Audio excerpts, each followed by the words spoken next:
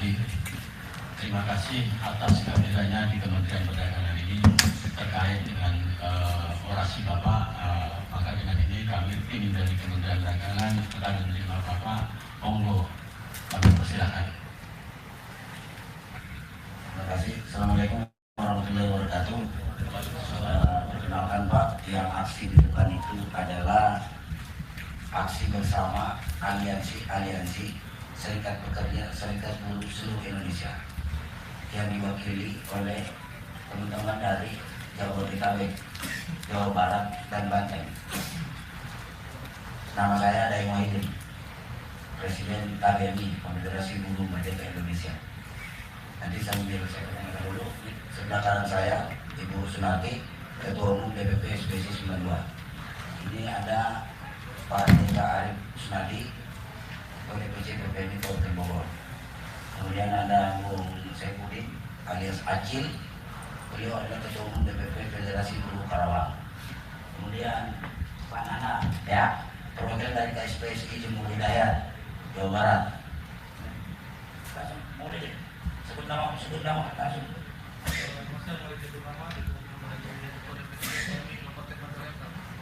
Terus, saya Jason dari Federasi. terus. Saya di sekitar dari SPLP Jaman. Saya juga dari SPLP Bogor. Saya juga dari SPLP Bogor. Nama saya Budianto, kami dari BPI Kabupaten Karawang. Oke, terakhir, nama saya Iman dari SB 92 Kota Cimahi. Nah, itu satu lagi dari lagi. Pak, siapa? Saya Muhammad Harudin, perwakilan dari Federasi Lem Jawa Timur.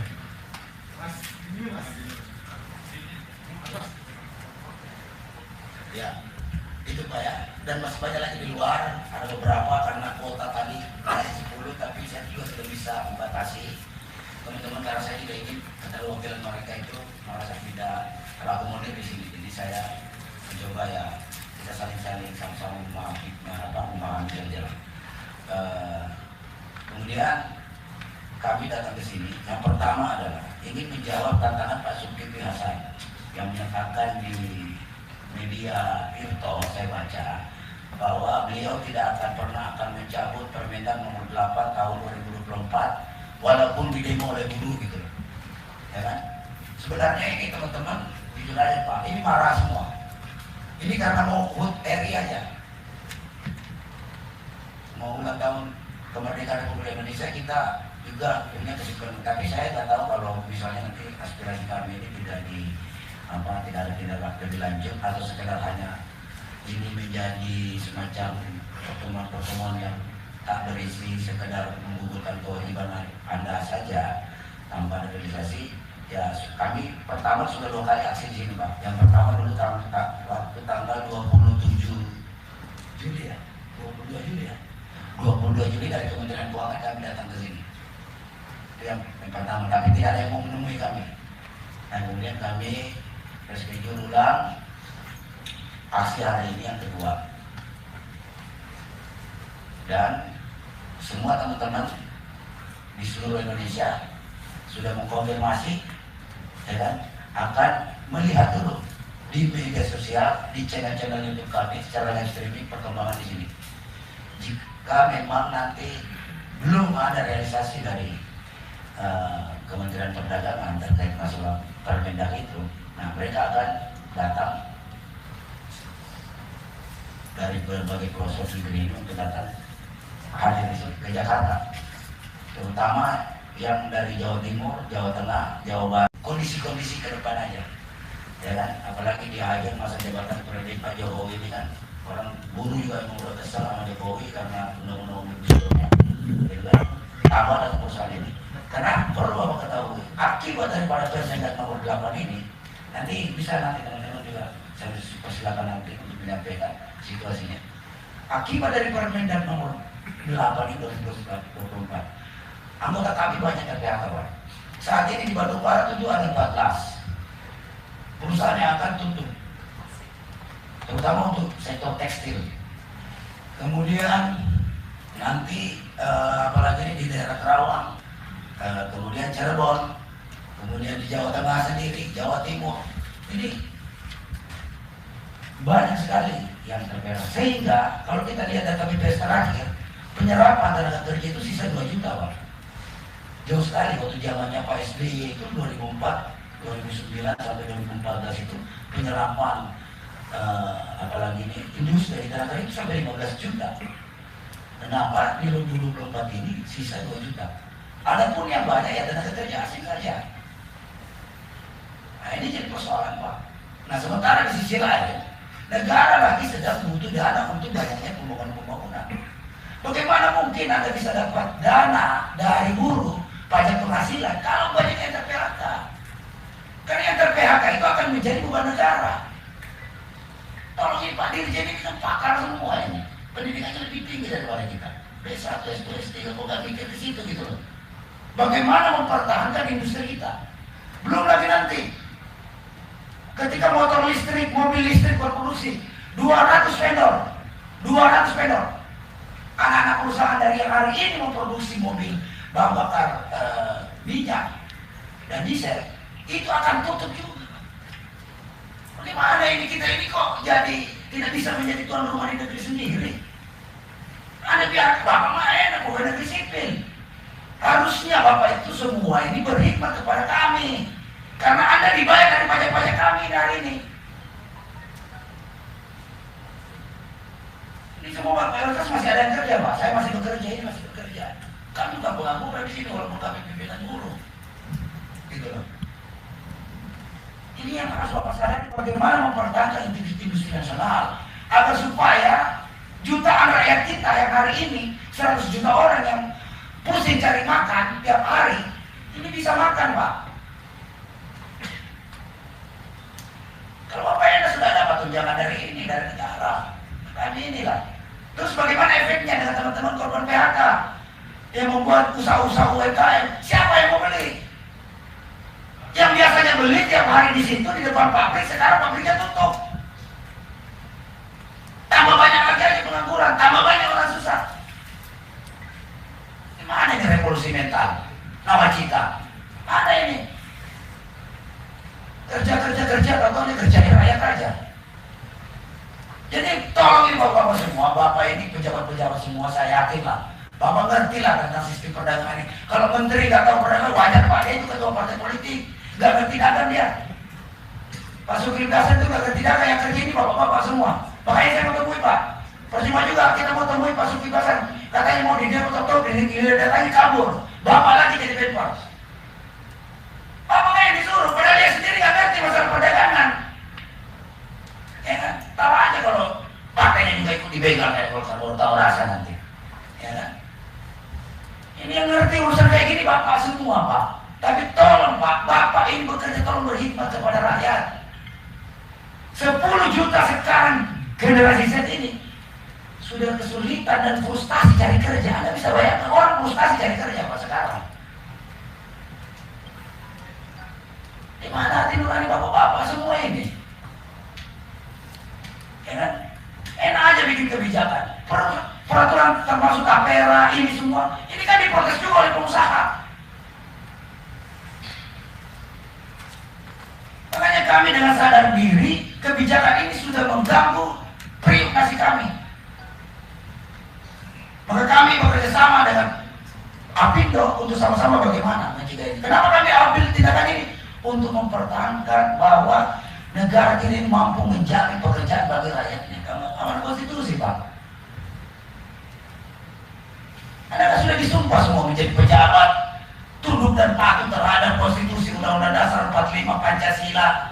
Ya kan? Kenapa kalian semua bikin kebijakan ini melanggar konstitusi dan sangat tidak anti Pancasila? Itu loh. Ya kan? Jadi tolonglah Pak, sekali-sekali lawan menteri gak apa-apa Pak. Memang menterinya goblok kok, gak ngerti dia ini masalah perdagangan. Dia gak ngerti ini Zulkifli Hasan, gak ngerti perdagangan. Sok-sokan aja. Main sweeping apalagi ini raja-raja pedagang. Bukan pedagang jadi raja. Tapi siapa yang mafia impor itu yang dilawan? Bukan pedagang Tanah Abang. Mereka hanya menampung, menjual. Siapa yang suplai mereka? Itu Pak yang ini. Ini kan Serikat pekerja, serikat buruh kan tinggal bisa ada kontak Kementerian Tenaga Kerja. Mana data-data serikat pekerja, serikat buruh itu di seluruh Indonesia? Kami akan undang, kami akan dengarkan. Jangan nanti setelah jadi masalah baru dikoreksi semua. Kalau memang punya tahapan untuk itu dan cukup lama dalam rangka